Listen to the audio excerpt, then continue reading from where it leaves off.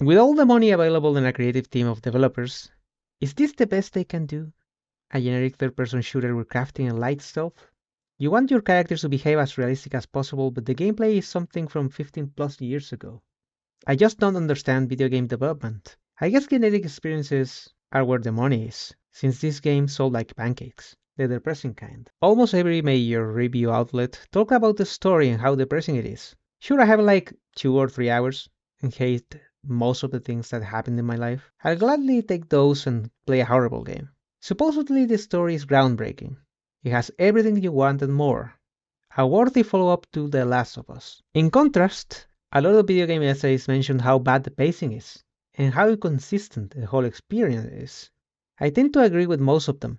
I don't have much to add to the conversation about the story. This is the thing. I don't think the first Last of Us was that good anyways. I found Joel to be a generic father figure and Ellie a glorified plot device. Sure, the bond between these two works. However, it is something I've seen in a lot of media, even better in some cases. I don't expect every single video game I play to have the most amazing story ever created, but at least a twist to justify its existence. Either that or have fun gameplay, memorable characters, etc. In my honest opinion, The Last of Us 1 was none of those. The gameplay in particular was so damn boring. It had everything, even walking sections. So fast forward to The Last of Us 2. As I said, I have no particular attachment to Joel or Ellie. So for me, this is just an exclusive that I wanted to try for myself. And to the surprise of no one, really, this is just more of the same. Just a little more sad. At least that's what the game wants you to feel. In order to craft a depressing story, first, it has to be believable. Yeah, humans tend to be the worst, in particular during dire circumstances. In a zombie apocalypse, I expect some people to go loco. It's been done. But what's also important is showing the emotional side. In a dark, obscure world, a little beacon of hope is required. If you throw every single dark idea and emotion you can think of, the end result is a parody of itself. All the information you get through dialogue or text is something despicable that happened to someone. After the 10th time, I became immune to it and even laughed about it. Okay, what are the writers gonna do now? It's so childish and boring. But I digress. Honestly, I don't think I'm intelligent enough or have the stamina to discuss a story that has all the generic tropes you can think of. Vengeance, check. Loved ones killed, check. They even killed the fucking dog, man. Just to show how evil Ellie has become. It is so painfully generic and I'm getting bored just to think about it. So what I'm gonna do to add to the whole The Last of Us 2 is not bueno conversation? Gameplay, of course. You see, a bad story can be redeemed with good gameplay or great characters. This happens a lot, especially in video games. Resident Evil 2 has some awesome characters, but the overall tale is as simple as it can be. Spec Ops The Line, on the other hand, has an amazing story, but that gameplay screams military shooter. You can do something about your game and still elevate it. It's the video game part of the video game, The Last of Us 2, that I think is the worst offender. There are little things that I even don't know how to explain. So this is gonna feel pretty disjointed, I guess, but bear with me.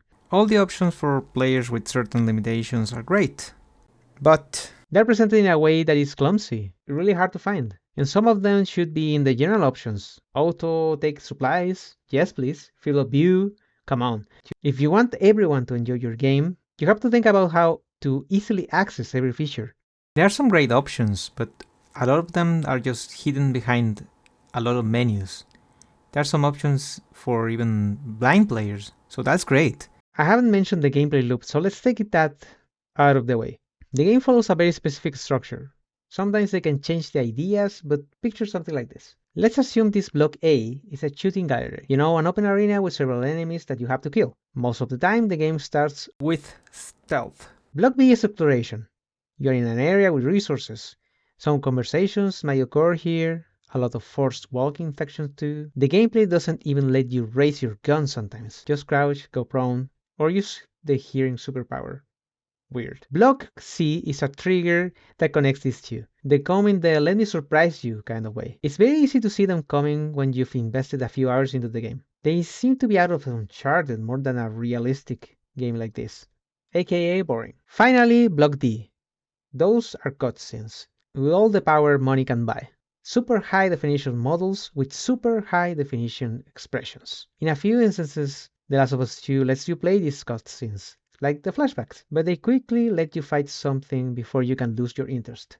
Having a gameplay loop is a normal thing in video games. Still, you need to develop a set loop in such a way that the player does not notice it, since they are having so much fun. Or maybe even incorporate the repetitiveness in other ways, like Paper Please. The main idea is obvious. You should be enjoying the game. So when The Last of Us 2 makes me stab someone and one of his friends yells the same name I've heard a few seconds ago, I just don't feel immersed. Enemies rarely change weapons or behave in unexpected ways. You just scan everyone and kill, rinse, repeat. When fighting the Seraphins, I thought things might be changing, but nope. Same old, same old. Just use an arrow on man. I think this game played with my mind. The areas started to be repeated in my head. Was I here? I'm pretty sure I killed this person before. It's all a confusing mess. Start stealth, go prone, shoot, stab someone. What the fuck, Ellie? Shotgun goes boom, arrow goes boom. That's a big zombie. Phew, dead. I have a boat. Oh, this is a really short section. Can we have a little more variety, please? Then I start noticing things. Why, while changing shoulders, the frame of the camera changes completely so I am not aiming where I was? Ellie does not take fall damage? Are these the only dogs that survived the apocalypse? No chihuahuas. Some upgrades don't make sense at all. I remember when I played Ghost of Tsushima. I thought some of the abilities you get should have been made available from the start. In that game, you're playing as a trained samurai, but curiously, you have to unlock the stance to fight, well, everybody. Kinda the same thing applies here. For lore reasons, some of them don't make any sense, like moving faster while prone. Others just make me assume the devs were forced to add some just to have an upgrade system. Making more arrows, one health upgrade. Is that really the best you can come up with? I guess if you disable or just don't want to use the hero ability, some of them are forced upon you in order to get the good stuff. It's just so unnecessary. Sure, let me upgrade my characters, so instead of one thing I get two. It all comes back to being a very generic game. Again, the people that work on the game put their soul into it.